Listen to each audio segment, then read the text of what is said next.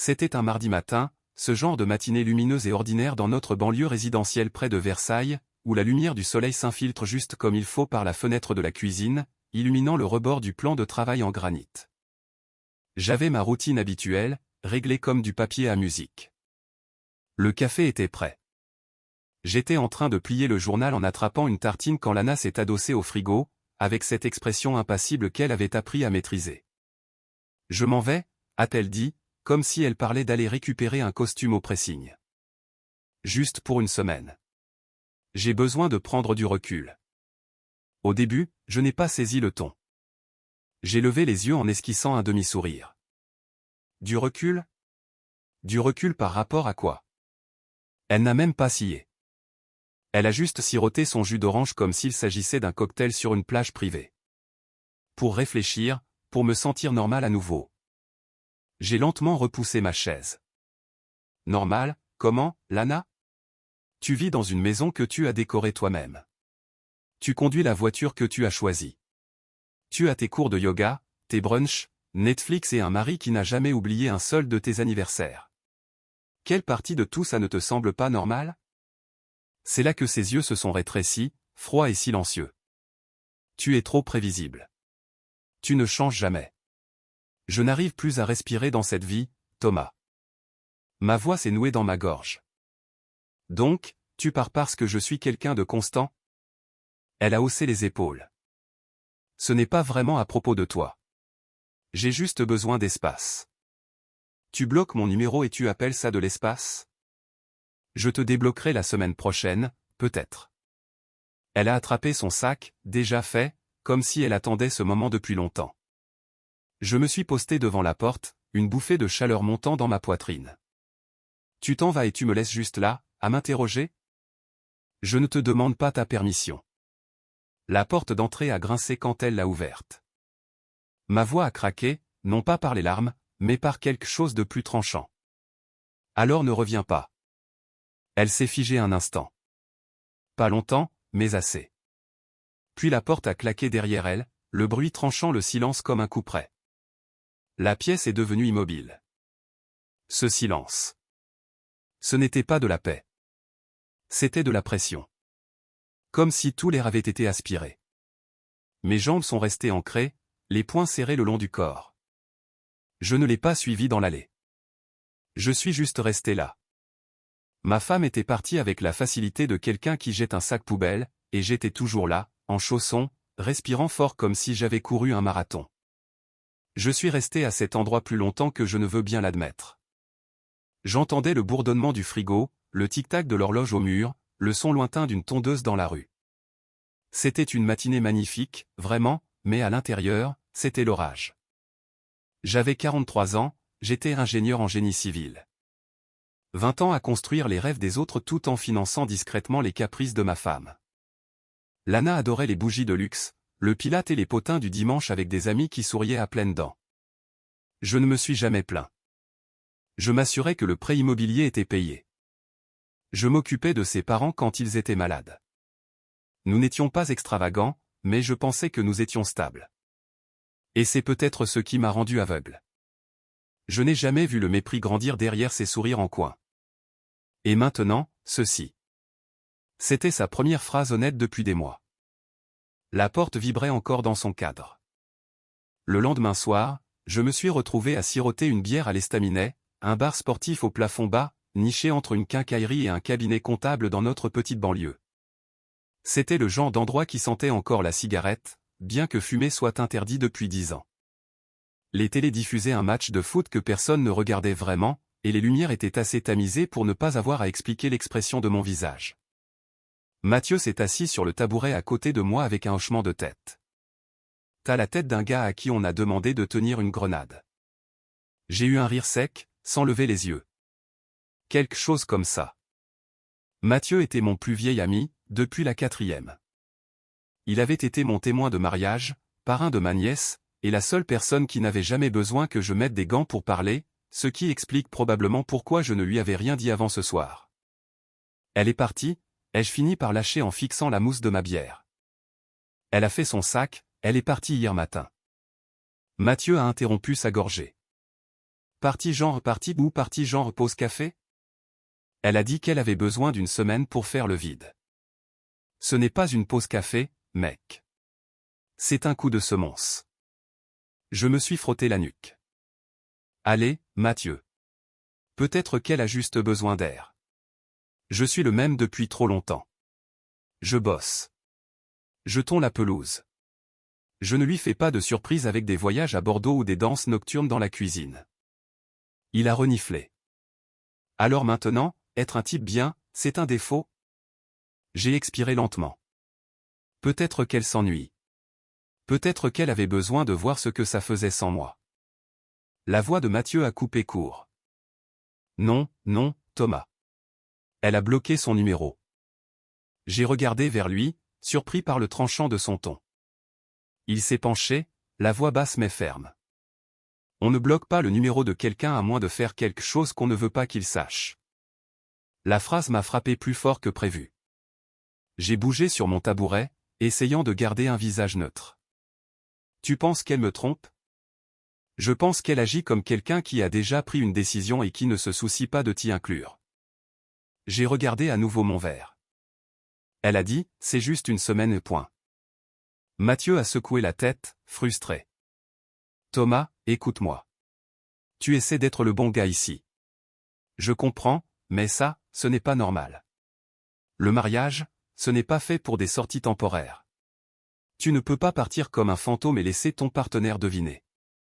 Je suis resté silencieux, mâchonnant le rebord de mon verre. Il s'est adouci ensuite. Je pouvais l'entendre dans sa voix. Je ne dis pas d'aller brûler la maison. Je dis juste, ne te manipule pas toi-même en pensant que c'est acceptable. Il y a eu un long silence entre nous, le genre qui n'existe qu'entre des hommes qui se connaissent depuis assez longtemps pour ne pas avoir besoin de mots inutiles. Puis Mathieu a sorti son portefeuille et a posé quelques billets sur le comptoir. Je n'essaie pas de t'enfoncer, a-t-il dit doucement. Je ne veux juste pas te voir prendre la responsabilité du manque de respect de quelqu'un d'autre. Il s'est levé, enfilant sa veste. Tu veux en parler plus? Je suis là, mais ne la laisse pas réécrire les règles juste parce qu'elle s'ennuie. Sur ce, il a serré mon épaule et est sorti dans le froid. Je suis resté là 1 heure de plus, finissant ma bière et repassant ses paroles en boucle. Est-ce que j'essayais trop de croire au meilleur de Lana parce que l'alternative ferait tout s'effondrer? Est-ce que je m'accrochais à la version d'elle que j'avais épousée en ignorant celle qu'elle était devenue? Les clients du bar se faisaient rares. Quelque part, un buzzer a retenti, marquant la fin d'un match. J'ai fixé mon reflet dans le miroir derrière le bar. Mathieu avait raison sur un point. Le mariage ne fonctionne pas comme ça.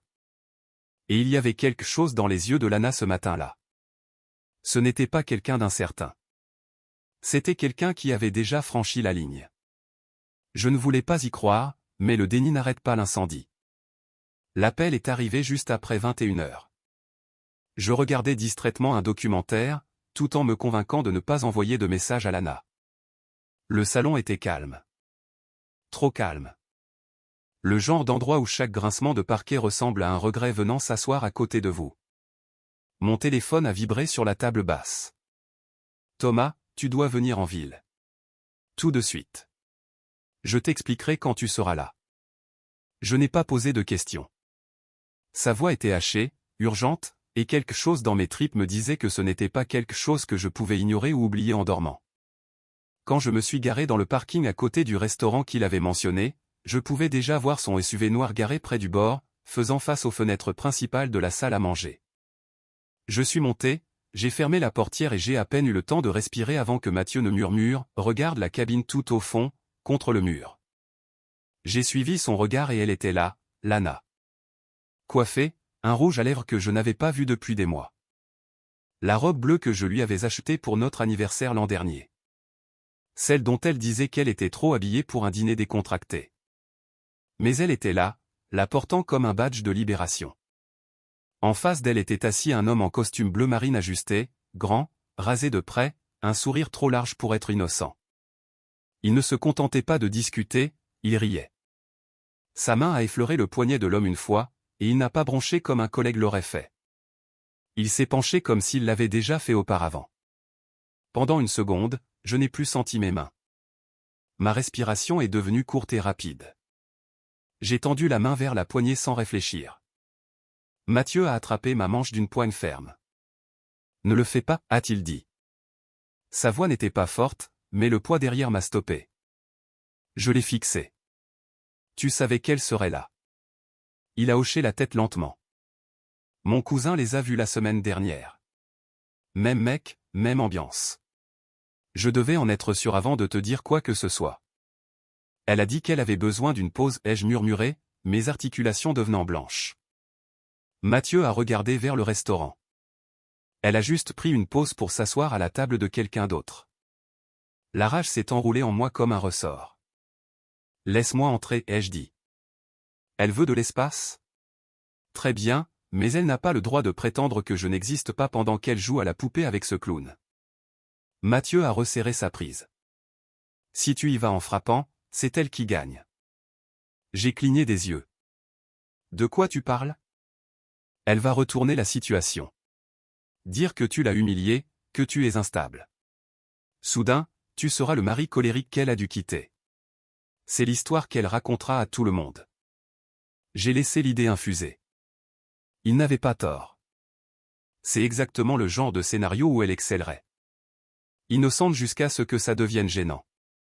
Alors tu es le problème. La chaleur dans le SUV est devenue étouffante. J'ai entrouvert la fenêtre, laissant entrer le froid de décembre. J'ai envie de tout casser, ai-je dit, la voix tremblante. Mathieu m'a regardé et a dit doucement, alors, casse le schéma, pas le reste. J'ai fixé les bougies vacillantes à l'intérieur du restaurant. À la façon dont Lana se renversait en arrière dans son siège comme si elle n'avait pas un mari à la maison dont le monde venait de s'effondrer. Et puis, j'ai fait quelque chose que je n'attendais pas. Je suis resté assis, je ne suis pas entré en trombe, je n'ai pas fait de scène, je suis juste resté là dans le silence, laissant le poids de ce que je voyais se durcir en quelque chose de plus profond que la rage. La lucidité. Elle n'était pas juste partie. Elle avait tourné la page. Le SUV semblait rétrécir à chaque seconde. Mathieu n'avait rien dit depuis qu'il m'avait retenu, mais je le sentais m'observer, attendant de voir quelle version de moi je choisirais. Le silencieux, le brisé, ou celui prêt à briser la vitre à coups de poing. Mais quelque chose dans ma poitrine refusait de rester immobile.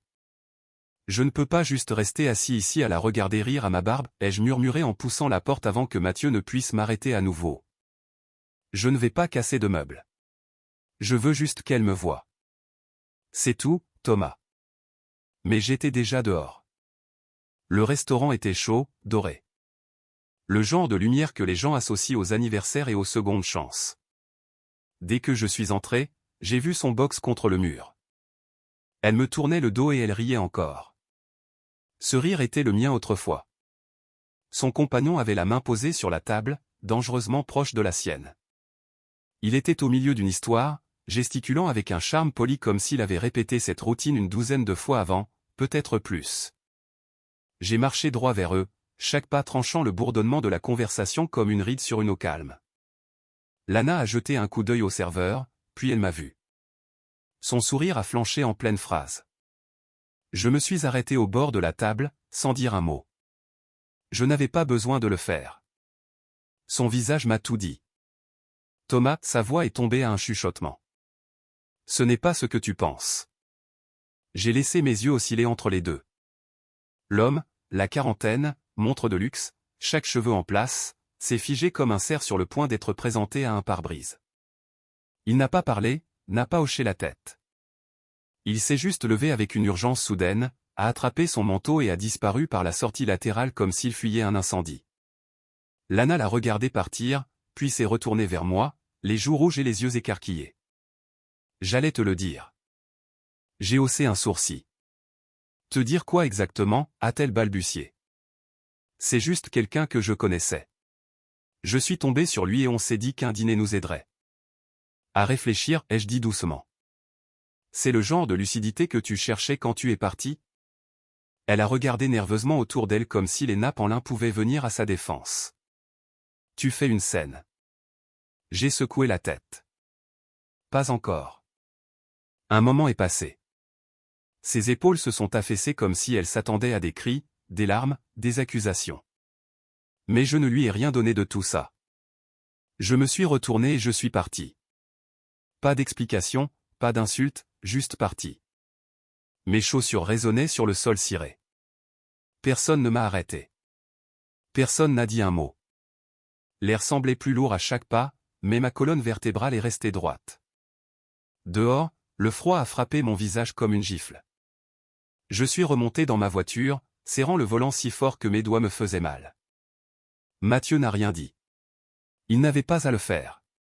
Elle t'a vu, a-t-il dit après un moment. Ouais, ai-je répondu en fixant droit devant moi. C'est tout ce que je voulais. Et nous sommes rentrés à la maison dans le silence. Pas de musique, pas de phare derrière nous, juste le bruit de la route et le lent et lourd dénouement d'un mensonge dans lequel je vivais depuis bien trop longtemps.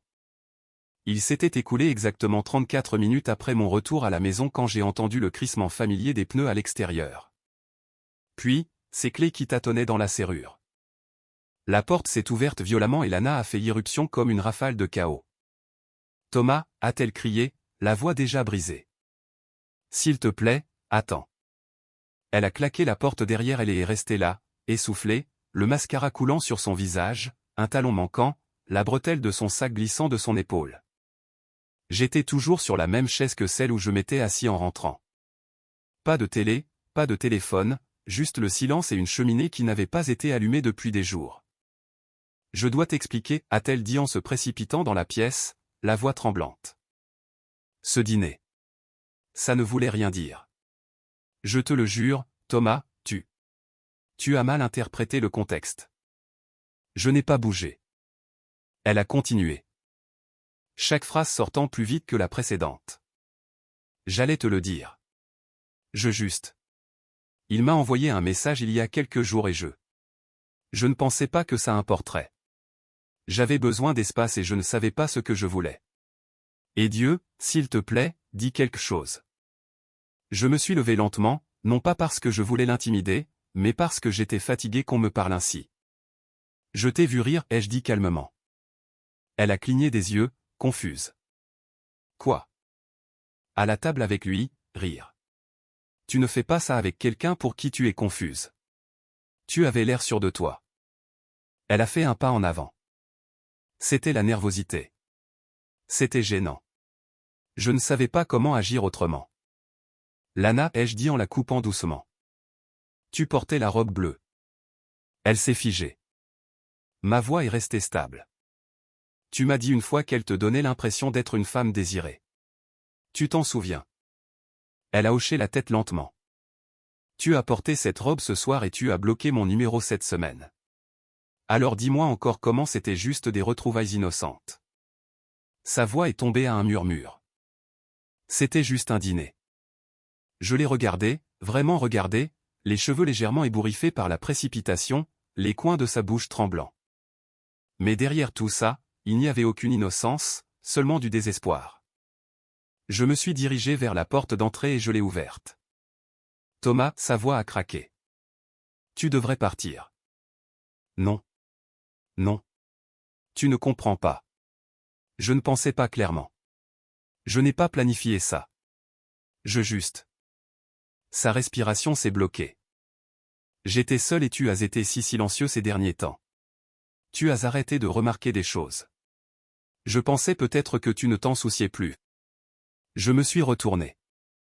Alors, ta réponse à ça a été de trouver quelqu'un d'autre pour te remarquer. Elle a fait un pas en avant, les larmes coulant librement maintenant. J'ai fait une erreur. Une erreur stupide et irréfléchie. Mais toi et moi, nous avons construit une vie. Tu ne peux pas juste jeter ça. Je n'ai pas crié. Je n'ai pas claqué la porte. Je me suis juste écarté et j'ai montré le seuil ouvert. Je ne jette rien, ai-je dit doucement. Je laisse partir quelque chose qui est déjà brisé. Elle est restée là, tremblante. S'il te plaît, a-t-elle chuchoté comme une note finale, mais je n'ai pas répondu. Elle a finalement passé devant moi, les épaules secouées, un talon à la main maintenant, et a fait une pause sur le porche comme si elle voulait se retourner, dire quelque chose qui réécrirait les 5 derniers jours. Mais il n'y avait plus rien à dire. J'ai fermé la porte derrière elle, le déclic doux de la serrure sonnant plus comme une vérité que comme une fin. Je suis resté là un long moment, l'air froid de l'extérieur s'accrochant encore au cadre. La maison semblait plus calme, pas paisible, mais réelle, honnête. Je suis retourné dans le salon. Le silence a suivi, et pour la première fois depuis le départ de Lana, je n'avais pas envie de courir après quoi que ce soit.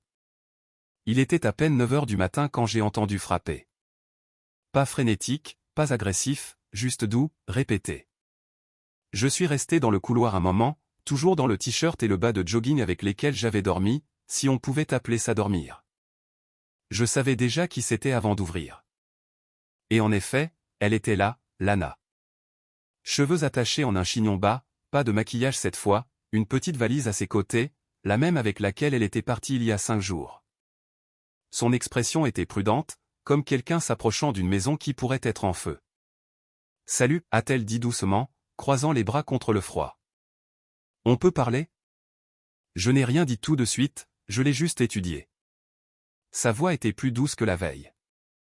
Pas de larmes, pas de rage, juste ce genre d'excuse usée et tranquille qu'on entend que lorsque quelqu'un réalise qu'il n'a plus de moyens de manipuler l'histoire. « Je n'ai pas dormi » a-t-elle ajouté, les yeux se tournant vers la maison derrière moi. J'ai juste. Je n'ai pas arrêté de penser à nous, à cet endroit, à tout ce qu'on a construit. Je suis resté silencieux, ne bougeant pas de l'encadrement de la porte. Je sais que j'ai tout gâché, a-t-elle continué. Mais je veux rentrer à la maison, Thomas. Je veux réparer ça. J'ai apporté mes affaires. Je me suis dit peut-être qu'on pourrait. Non. Ce mot est sorti plus stable que je ne l'espérais. Ses lèvres se sont entr'ouvertes, stupéfaites. Quoi? Tu ne vis plus ici. Mais c'est moi. Je suis ta femme. Tu l'étais. Elle a fait un pas de plus. Tu ne vas même pas me laisser essayer? Je l'ai regardé droit dans les yeux. Tu as fait ton choix, Lana. Tu es partie. Tu m'as fermé la porte. Tu n'as pas laissé de place aux questions, et tu n'as certainement pas laissé de place au respect. Mais je suis revenu. Non, ai-je dit. Tu es revenu parce que tu as perdu le contrôle, pas parce que tu étais prête à assumer ce que tu as fait. Sa bouche s'est ouverte, puis refermée. Elle n'était pas habituée à moi comme ça. Ni calme, ni froid, juste résolu. Tu as dit que c'était juste une semaine, ai-je ajouté.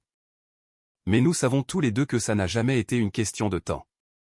C'était une question de permission. Tu voulais tester le terrain tout en gardant ta place au chaud. Je ne suis plus cet homme-là. Des larmes sont montées dans ses yeux, mais elle les a chassées en clignant des yeux. Alors c'est ça. Des années ensemble et je suis juste une étrangère maintenant? Je n'ai pas bronché. Non, tu es quelqu'un qui m'a appris ce que je ne tolérerai plus jamais. Elle est restée immobile, ses doigts se resserrant autour de la poignée de sa valise. Il y a eu une pause, longue, lourde, et puis je l'ai vue arriver. Quelque chose a basculé derrière ses yeux. La réalisation que l'homme en face d'elle n'était pas celui qu'elle pensait pouvoir modeler à nouveau. Je l'ai vu à la façon dont son souffle s'est coupé, à la façon dont ses épaules se sont affaissées comme si la combativité s'était enfin échappée d'elle. Tu as l'air différent, a-t-elle chuchoté. Plus dur. Non, ai-je dit. Juste plus lucide. Elle a hoché la tête lentement, a fait un pas en arrière et a ramassé son sac. Je ne l'ai pas regardé descendre les marches.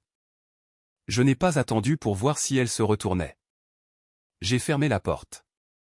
Cette fois, ça semblait définitif, et le silence qui a suivi n'était pas froid comme avant.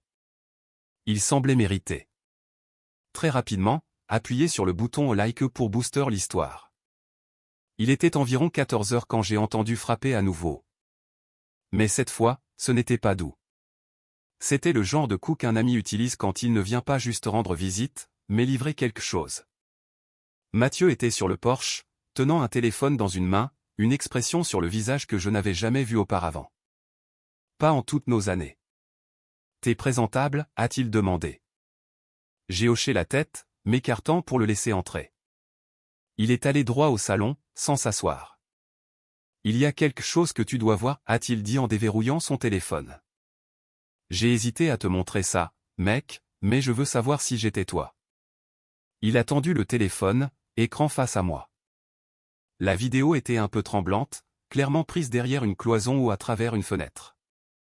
ça ressemblait au jardin d'un spa haut de gamme. Un de ces endroits luxueux avec des cabanes de massage et des vapeurs d'eucalyptus. Lana était facile à repérer. Sa posture, sa voix, même la façon dont elle inclinait la tête quand elle riait. Elle était assise sur une chaise longue en peignoir, tenant un verre d'eau au concombre, et à côté d'elle, le même homme du restaurant. Sauf que cette fois, il n'y avait aucune confusion, aucune erreur possible sur le langage corporel. Ils étaient proches, intimes. Sa main a glissé sur la sienne, puis il l'a embrassée. Pas rapidement, pas accidentellement, longuement, familièrement, comme si ce n'était pas la première fois. J'ai regardé le clip de 10 secondes en entier sans ciller. Aucun son, juste le silence pressant contre mes oreilles alors que la scène se déroulait. Quand c'était fini, j'ai rendu le téléphone. Mes mains étaient immobiles, mais ma mâchoire s'est serrée assez fort pour me faire mal. La voix de Mathieu était prudente. Ma cousine travaille à la réception là-bas. Elle a reconnu Lana quand je lui ai montré une photo la semaine dernière. Elle m'a envoyé ça aujourd'hui. Elle a dit qu'elle ne voulait pas s'impliquer, mais qu'elle ne voulait pas non plus me voir marcher à l'aveugle. J'ai hoché la tête lentement. Mathieu. Attente. Tu vas bien, a-t-il demandé. Je me suis levé, j'ai attrapé mon portefeuille et mes clés sur le comptoir et j'ai marché vers la porte. Thomas. Je me suis arrêté juste pour enfiler mon manteau. J'ai besoin d'y aller. Où? Avocat, ai-je dit. Mathieu m'a suivi jusqu'au porche. Écoute, je sais que ça fait mal, mais ne te précipite pas. Tu es resté calme tout ce temps. Ne change pas ça maintenant. Je me suis tourné vers lui, rencontrant enfin ses yeux. Je ne change pas, ai-je dit. J'ai juste fini. Son visage a changé alors, non pas en inquiétude, mais en compréhension. Il a fait un petit signe de tête et a reculé. Je suis monté dans le pick-up et je me suis éloigné du trottoir. La vidéo brûlait encore dans mon esprit, image par image. Le spa, le peignoir, la façon dont elle inclinait son menton vers lui comme si c'était une mémoire musculaire. Elle ne m'avait pas juste trahi émotionnellement. Elle l'avait planifié. Elle avait investi là-dedans. Elle avait menti à travers ses larmes sur le fait d'avoir besoin d'air, tout en laissant un autre homme respirer dans son cou. Je n'ai pas pleuré, je n'ai pas crié, je n'ai même pas repassé de vieux souvenirs. J'ai juste conduit.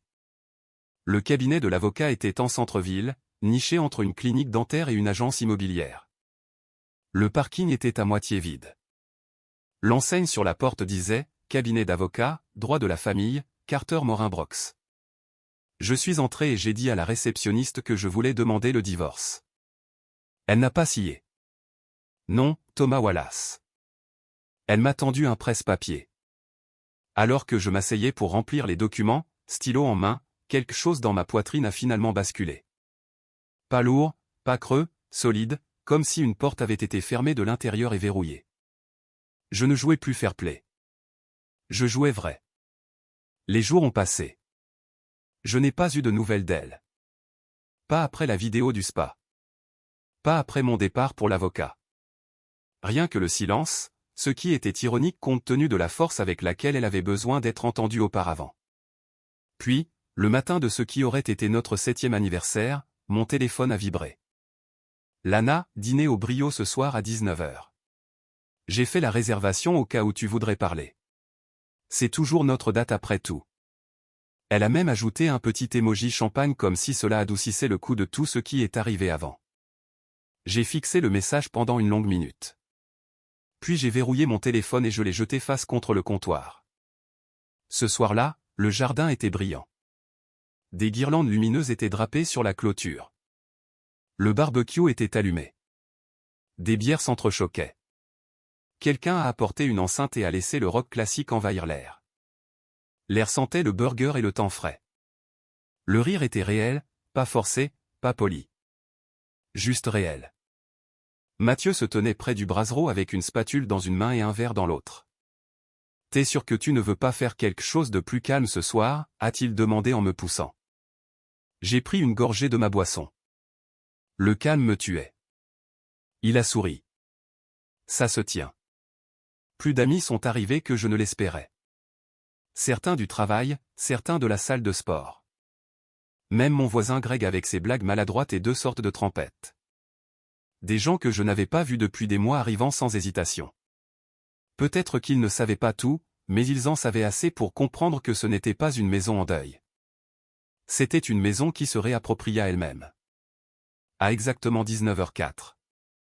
Mon téléphone a vibré dans ma poche arrière. Identification de l'appelant, Lana. Je me suis éloigné du bruit vers le bord plus sombre du jardin où les lumières n'atteignaient pas tout à fait.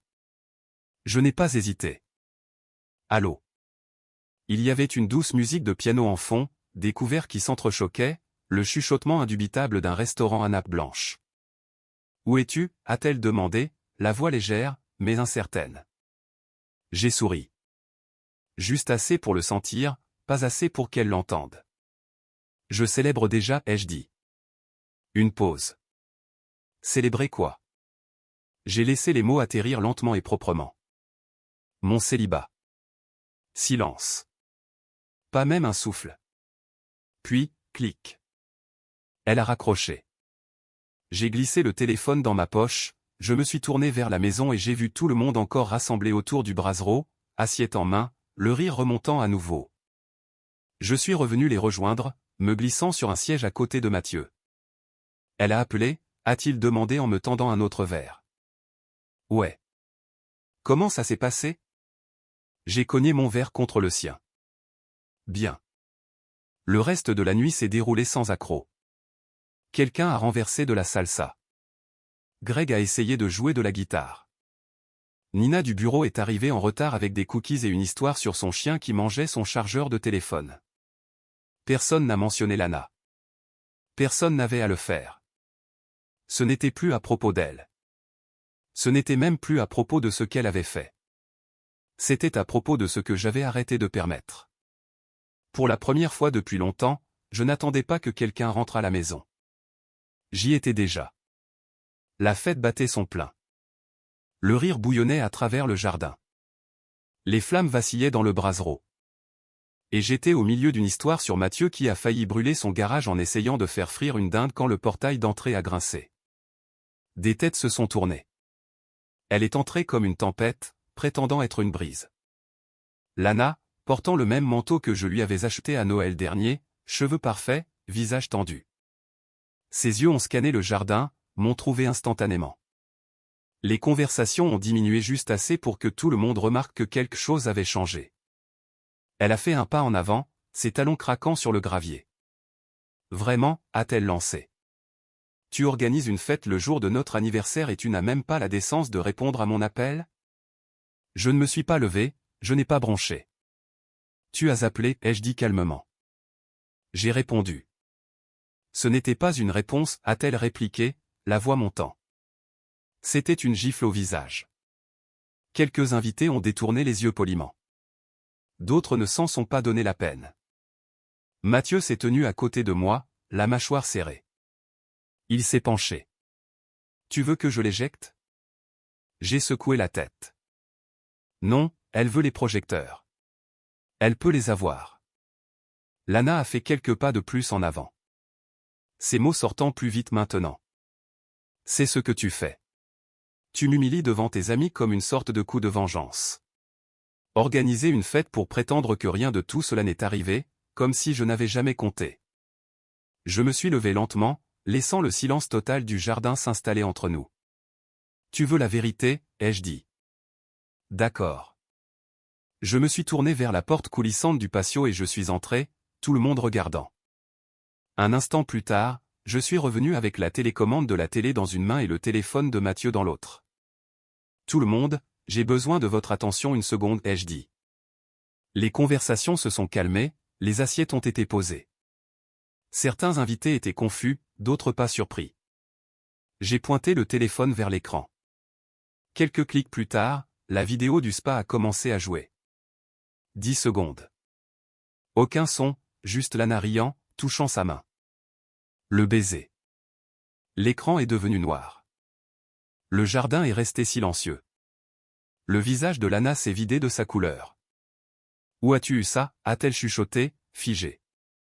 Le cousin de mon ami, ai-je répondu. Elle travaille là-bas. Tu te souviens d'elle, n'est-ce pas? Celle que tu traitais de fouineuse avec une mauvaise manucure. Je suppose qu'elle a remarqué plus de choses que tu ne le pensais. Lana a fait un pas de recul hésitant, les mains sur sa bouche. Thomas, Ce n'était pas sérieux. Ça ne voulait rien dire, je le jure. Non, ai-je dit. Tu n'as plus le droit de parler maintenant. Elle est tombée à genoux là, dans l'herbe. Le mascara commençant à couler. Sa voix a craqué devant tout le monde. S'il te plaît, ne fais pas ça. J'ai fait une erreur. J'étais confuse. Je ne savais plus comment te parler. Je pensais que tu ne t'en souciais pas. Je ne voulais pas que ça aille aussi loin. Je ne me suis pas agenouillé. Je ne l'ai pas réconforté. J'ai juste parlé clairement. Les avocats travaillent déjà sur le divorce. Elle a octé comme si je l'avais frappé. Thomas, non. Non, s'il te plaît. On peut réparer ça. Tu n'as pas besoin de me ruiner devant tout le monde. Tu as fait cette partie toi-même, ai-je dit doucement. Elle a sangloté, mais je me suis tourné vers le brasero où Mathieu m'a tendu mon verre comme si rien n'avait explosé. Désolé pour l'interruption, les amis, ai-je dit avec un demi-sourire. Les marshmallows sont toujours à prendre. Les gens se sont déplacés maladroitement au début. Puis un ou deux ont offert une main sur mon épaule. Quelqu'un a relancé la musique. Quelques invités se sont éloignés de Lana comme s'ils ne savaient pas où se tenir. Mathieu s'est penché près de moi. T'es sûr que ce n'était pas trop? J'ai expiré. C'était juste assez. Derrière nous, Lana est restée effondrée dans l'herbe. Une femme qui a finalement réalisé que le masque qu'elle portait s'était brisé en public. Et cette fois, il n'y avait pas moyen de le cacher à nouveau. Quand le dernier invité est parti, le brasero s'était transformé en braise rougeoyante et l'air nocturne s'est installé dans un calme paisible. Les assiettes étaient empilées, la musique s'est estompée et les échos des rires persistaient encore comme un doux arrière-goût. J'étais dans la cuisine en train de rincer le dernier plateau de pique à s'more quand j'ai entendu des pas derrière moi. Et a dit une voix doucement. T'as oublié quelques tasses sur le patio. Je me suis retourné pour trouver Nina tenant une petite pile de gobelets rouges et une bouteille de vin à moitié vide. Elle était dans un sweatshirt empli et des baskets maintenant, ses cheveux attachés, le visage détendu, loin de la version professionnelle que je voyais habituellement au bureau. Nous nous connaissions depuis des années, jamais rien de plus que des collègues devenus amis autour d'un sarcasme mutuel et d'une préférence partagée pour les matins calmes. T'étais pas obligé de rester aussi longtemps, ai-je dit en séchant mes mains. Elle a haussé les épaules. C'est toi qui recevais. Le moins que je puisse faire, c'est t'aider à nettoyer après ton procès public. J'ai esquissé un sourire. T'as capté ça, hein? Je pense que tout le quartier l'a capté. Je me suis appuyé contre le comptoir, observant le vin dans sa main. Elle l'a soulevé légèrement. Pas de jugement si j'en sers un petit peu, seulement si tu m'en sers un aussi. Quelques instants plus tard, nous étions assis à l'îlot de cuisine, deux verres entre nous et le doux tic-tac de l'horloge murale remplissant le silence. Je voulais te dire, a-t-elle dit, faisant tourner son verre doucement. Je suis passé par là. Je l'ai regardé. Qu'est-ce que tu veux dire? Toute cette histoire de trahison il y a 2 ans. Mon ex, David. Tu ne l'as jamais rencontré. Qu'est-ce qui s'est passé? Elle a pris une gorgée avant de répondre. Il avait toute une seconde vie dont je ne savais rien. Pas une autre femme. Tout un appartement. J'ai trouvé le bail dans sa boîte à gants. Il disait que c'était son espace de réflexion. Il s'avère que c'était là qu'il allait pour être quelqu'un d'autre. J'ai grincé. C'est brutal. Je pensais ça aussi, a-t-elle dit doucement jusqu'à ce que je réalise que je ne faisais pas juste le deuil de la relation. Je faisais le deuil de celle que je pensais être dedans. J'ai hoché la tête lentement, laissant ses paroles infuser. Elle m'a regardé alors, sa voix un peu plus douce. Tu avais l'air plus léger ce soir. Après tout, j'y ai pensé. Je pense que c'est parce que j'ai enfin arrêté d'attendre des excuses qui n'allaient jamais arriver. Une fois que j'ai lâché ça, tout le reste s'est mis en place. Elle a souri faiblement, les yeux chaleureux.